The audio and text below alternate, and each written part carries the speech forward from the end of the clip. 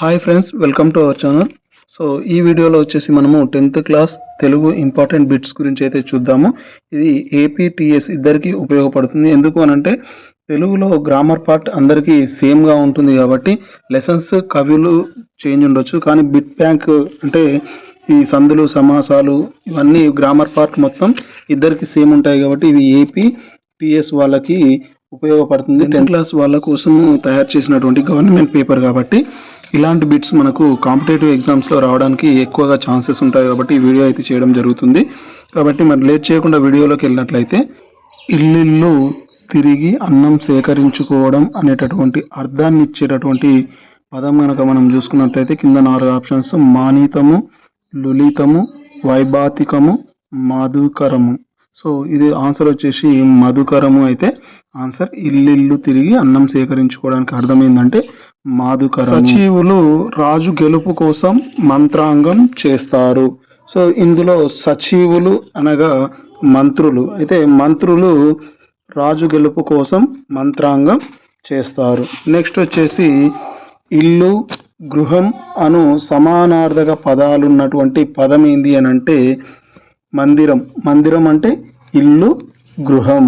Next Ratan Tata మరణం దేశానికి విషాదాన్ని మిగిల్చింది. ఇందులో విషాదంకు పర్యాయ పదాలు, విషాదంకి పర్యాయ పదాలు ఏంటి అంటే బాధ, దుఃఖము. విషాదానికి పర్యాయ పదాలు బాధ, దుఃఖము. నెక్స్ట్ దేశానికి ఉత్తర దిశలో హిమాలయాలున్నాయి. దశ అనేటటువంటి దానికి ప్రకృతి పదం వచ్చేసి ఆప్షన్ డి దిశ. సో దిశ అనే పదానికి వికృతి పదం దశ. నెక్స్ట్ రామాయణంలో హనుమ శక్తి యుక్తి కలవాడు. ఈ వాక్యంలో శక్తి పదానికి వికృతి పదం వచ్చేసి ఇక్కడ 2 ఆప్షన్స్ రైట్ ఇచ్చారు చూడండి, ఒకటి శక్తి, ఒకటి శకితి. ఈ రెండిట్లలో ఏదైనా కూడా కరెక్ట్. నెక్స్ట్ భానువు అనే పదానికి సరైన వ్యుత్పత్తి అర్థం వచ్చేసి ఏ ప్రకాశించువాడు. భానుడు అంటే సూర్యుడు కదా, సూర్యుడు ఏంది ప్రకాశించు వాడు. నెక్స్ట్ కన్నీరు, ఆవిరి, ఇనుము అను నానార్థాలు కలిగినటువంటి పదం ఏంది అని అంటే బాష్పము. సో బాష్పానికి ఏంటి కన్నీరు, ఆవిరి, ఇనుము.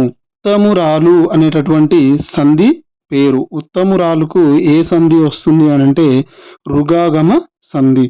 ఉత్తమురాలు ఆలు అని వస్తుంది విడదీసినప్పుడు, అందువల్ల దానికి రుగాగమ సంధి అయితే రావడం జరుగుతుంది. ఆల్రెడీ సంధుల గురించి నేను వీడియోలో ఎక్స్ప్లెయిన్ చేయడం కూడా జరిగింది, ఒకసారి నా యొక్క ఛానల్లో చూసినట్టయితే మీకు అర్థమవుతుంది. నెక్స్ట్ క్రింది వాటిలో త్రిక సంధి పదము కానిది. త్రిక సంధి పదం కానటువంటిది అని అడుగుతున్నాడు. ఈ విధంగా కూడా మనకైతే కాంపిటేటివ్ ఎగ్జామ్లో కానటువంటిది అని అడగడం కూడా జరుగుతుంది. అది ఏంటిది అంటే ఇబ్బంది. నెక్స్ట్ బహువ్రీహి సమాసం అనగా అన్య పదార్థ ప్రాధాన్యం కలది. అన్య పదార్థ ప్రాధాన్యం కలిగినది బహువ్రీహి సమాసం. నెక్స్ట్ ద్వంద్వ సమాసమునకు ఉదాహరణ. ద్వంద్వ సమాసము అంటే ఇద్దరు ఉండాలి. పంచపాండవులు అంటే 5. ఇక్కడ సంఖ్య వచ్చింది కాబట్టి ఇది కాదు. నెక్స్ట్ సీతారాములు, సీత మరియు రాముడు ఇద్దరు ఉన్నారు కాబట్టి ఇది ఆన్సర్ సీతారాముడు అవుతుంది. రుద్రనేత్రుడు కాదు, పాప భయము కాదు, ఎందుకంటే పాపము వల్ల భయము.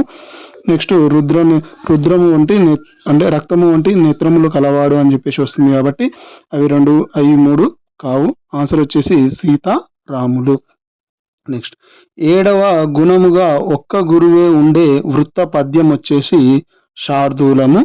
నెక్స్ట్ సీస పద్యంలో వచ్చు గణాలు వరుసగా. సీస పదంలో గణాలు ఏమేమి వస్తాయి అని అంటే 6 ఇంద్రగణాలు, 2 సూర్యగణాలు అయితే రావడం జరుగుతుంది. నెక్స్ట్ చిరుగాలికి కొమ్మలు చిన్నగా కదులుతున్నాయి. ఇందులో అలంకారం ఏంది అంటే స్వభావోక్తి. సో చిరుగాలికి కొమ్మలు చిన్నగా కదులుతున్నాయి. స్వభావోక్తి అంటే నార్మల్గా చిన్న గాలికి చిన్నగానే కదులుతాయి అని చెప్పేసి స్వభావాన్ని తెలియజేస్తుంది కాబట్టి అది స్వభావోక్తి అలంకారం అవుతుంది. నెక్స్ట్ వచ్చేసి రూపమాలంకారానికి ఉదాహరణ ఆశాపాపం అందరినీ బంధిస్తుంది అనేది ఈ యొక్క రూపమాలంకారం. నెక్స్ట్ నేటి పిల్లలు విలువలు నేర్చుకుని రేపటి భారతాన్ని గొప్పగా మార్చాలి. సో నేటి పిల్లలు ఏం చేయాలి, విలువలు నేర్చుకొని రేపటి భారతాన్ని గొప్పగా మార్చాలి అనేది సంయుక్త వాక్యం. నెక్స్ట్ కర్మని వాక్యానికి సరి అయిన ఉదాహరణ వచ్చేసి పిల్లల చేత పాఠం చదవబడింది. సో అయిపోయింది కాబట్టి నెక్స్ట్ పట్టణంలో వ్యాపారం బాగా సాగుతుంది.